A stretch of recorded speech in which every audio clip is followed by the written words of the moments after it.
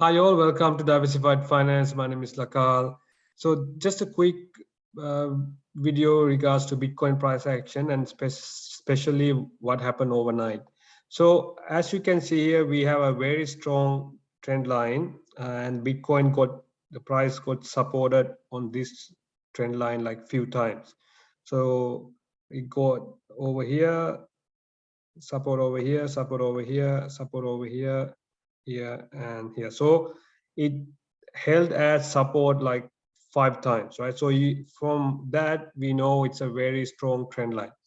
But 3 days ago, as you can see here, it actually 4 days ago, there was a body that went back down and then the body closed. If you look at this candle, there's a body closed below this trend line, and the next day the whole candle there's a whole candle finished like below this trend line, and it tried to get back above and got rejected, and we've seen this sort of a doji candle 3 days ago.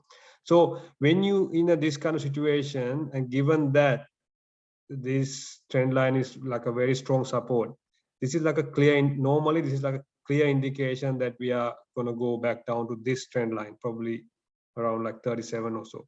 But what happened overnight, Bitcoin actually dropped to about like 38,000, and then there was a lot of dip buying happened at that time. So it looks like a lot of investors bought Bitcoin at this level, and it's luckily now we have got back in this trend, back about this trend line.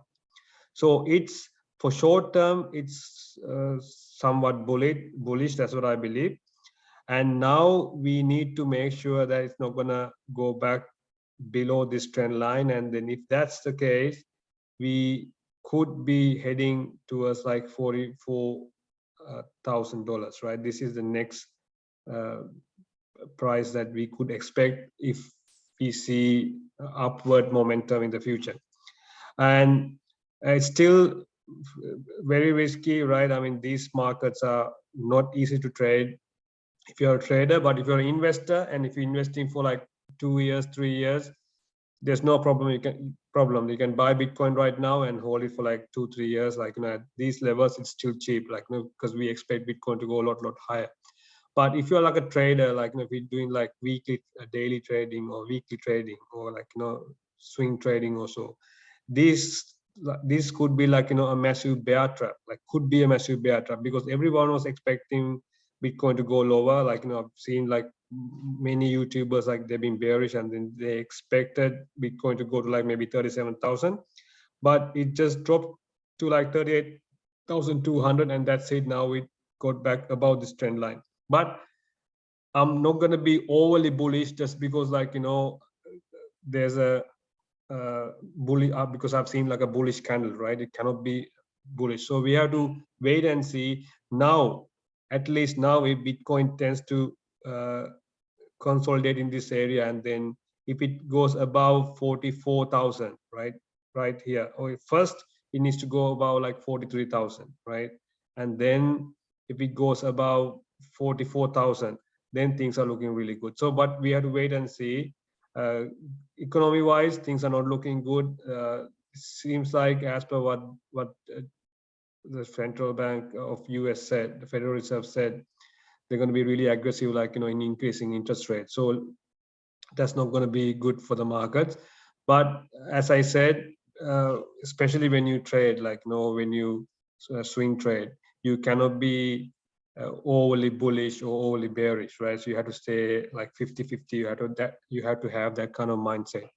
So I'm glad that we got back about this trend line, right? I mean, as per last night, things were looking really bad, given that there's like two daily candles close below this trend line. So that's why I thought like that we might go back down to like 37 or something, even probably towards like high 30s or low 30s or so.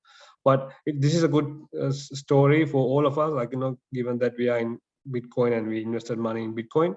So now we have to wait and see. The first target would be 42 43,000. Like if it goes above 43,000, uh, then things are looking good. Before that, I think, yeah, 41,500. So the first, we need to go above 41,500, then probably about 43,500, then about 44,000, right? And then we could see it trying to get back above, trying to retest 200-day moving average. And then if it breaks above 200-day moving average, things are looking good. Then we could go probably up to 52, and then maybe if things are really bullish, right, then we could see 57,750, something like that, closer to 58K. And once we are above 47,000, 48,000, once we are above 200-day moving average, then we can expect all coins to perform really well. Even today, I've seen all coins kind of like showing a bit of life. I've seen 10-20% pumps for some more coins. That looks like a good start. So, but I must say, we cannot, just because we have, it's like, we have seen it got back about this trend line, we cannot be overly bullish and put all your money in there and expect the price to go up. So always stay 50-50. Make sure you have enough money in the market, right? And then always have some USDT, just in case if it drops, then you have enough firepower to get back in and accumulate Bitcoin for long term. So that's it for today. Thanks for your time. I'll talk to you next video. Thank you. See ya.